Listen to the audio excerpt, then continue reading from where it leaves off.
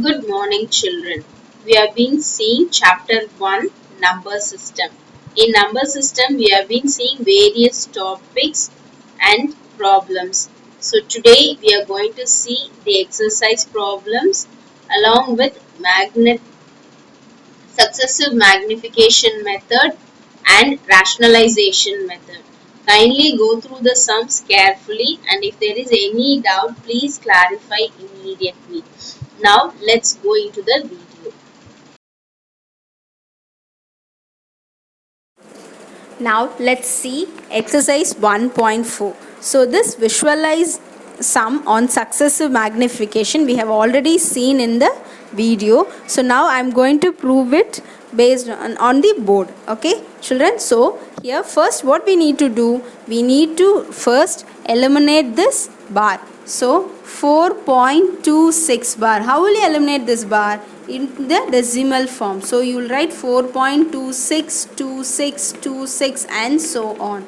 So in case of successive magnification method, it is very important that you need to take the first 3 decimal points. So if you prove for first 3 decimal point, that is enough, no need to go beyond that. So now I am going to prove for this first 3 decimal points. So my first number is 4 here. So therefore it is understood that I need to draw a number line from 4 to 5. So I am going to draw a number line for 4 to 5. So here I will get 4.5 and here 4.1, 4.2, 4.3,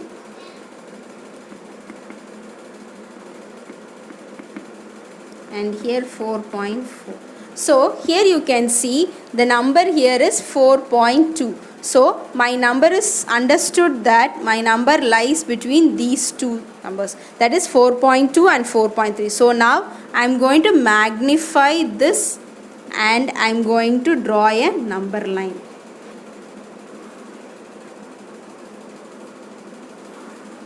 So see, for 4.2 and 4.3, so it is nothing but 4.20 and 4.30. So my middle value becomes 4.25. So you can see children, I am just taking the decimal here. So I am adding the decimal. So 4.2 and 4.3 never change. Only the in between 0 to 0 has changed. So now my first value becomes 4.21 and my second value becomes 4.22 and my third value is 4.23 and 4.24 and here it is 4.25 and here 4.26 and here 4.27. So now what is my value here? It is 26. So it is understood that it lies between these two things. So now I am going to magnify these two.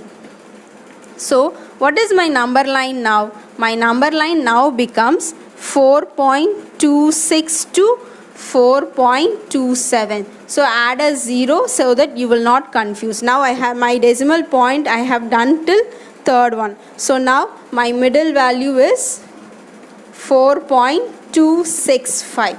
So similarly my first value becomes 4.261 and 4.262.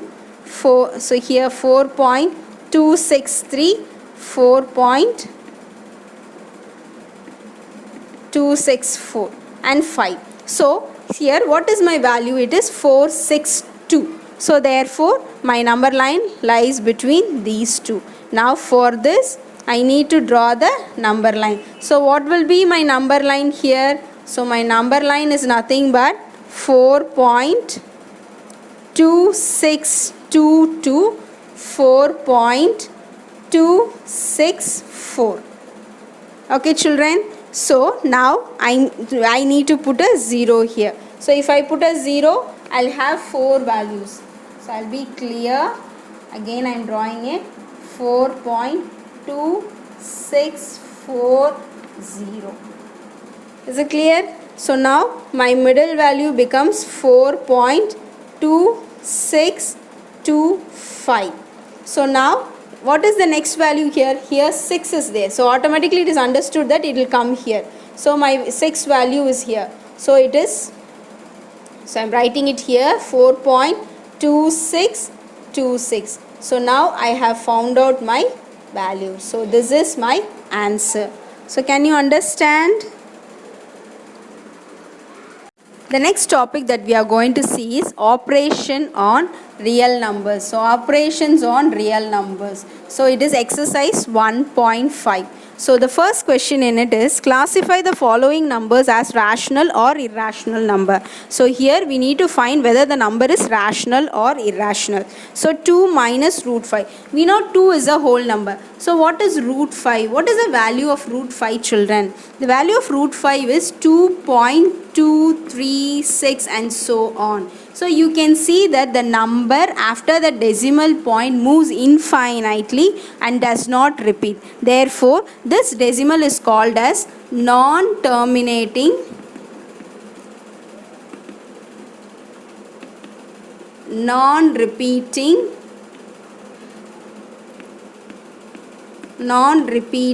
decimal. So if their decimal is named as non-terminating or and non-repeating decimal, then it is definitely a rational number.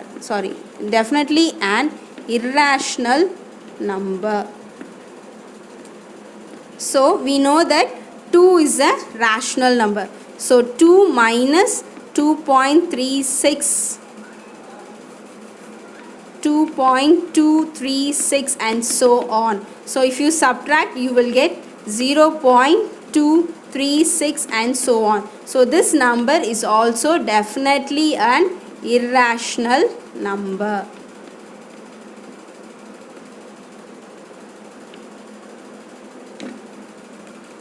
So first we need to find the value of root 5 and we need to see whether root 5 is a irrational number. So whatever number, that is a rational number, if you subtract with an irrational number, definitely you will get an irrational number as an answer. The next question is simplify. So we need to simplify the rational and irrational number. So here you need to see whether it forms and falls under any identity. So what is an identity, children? You must have learned about certain formulas like a plus b whole square, a square minus b square. So these are called as formulas as well as identities. So we are going to use these identities in order to simplify this rational and irrational number. So here a is here, b is here, and this is c and d. So this doesn't come under any identity. So I am going to just multiply like this. So first I'll get 3 into 2 is 6 plus 3 into 2, nothing but 3 root 2. So if you multiply a rational and irrational number, you cannot multiply it. So you need to write like this, 3 root 2 plus, now I am going to multiply this root 3 and 2. So what you will get? You will get 2 root 3. Then when you multiply this 3 square is nothing but 9 and you will write the minus again, and here root 3 square is nothing but 3. So 9 minus 3 is nothing but, what is it? 6. Yes, 9 minus 3 is 6. So the answer is a rational number. So the next one we are going to see is rationalize. What is rationalize, children? So rationalize is nothing but in the denominator you should not have a root value. So the denominator, to take off this root value, what you need to do is you need to multiply the numerator and denominator by the same value, that is root 7. So if I am going to multiply root 7 into root 7, I will get 7. So here 1 into root 7 is nothing but root 7. So this is my value. So now I have rationalized the number. So if it is going to be a single root, it is easy for me to do it. But if I have like this, it's very easy. So here you need to use the form a minus b into a plus b, which will give you the answer of a square minus b square. So we are going to use this form and we are going to do it. So I need to take the opposite value of this number. So what is my opposite value? So root 7 minus root 6 into root 7 plus root 6. Similarly here root 7 plus root 6. So now am I getting this a minus b and a plus b form? Now it's very easy. So 1 into root 7 plus root 6, you will get the same value, root 7 plus root 6 divided by, here 7 into 7 becomes 7 square minus, root 7 square minus root 6 the whole square. So you will get root 7 plus root 6 divided by 7 minus 6. So the answer becomes root 7 plus root 6 divided by 1. So now I have rationalized my denominator into a whole number. So this is how you will rationalize the problem. Can you understand?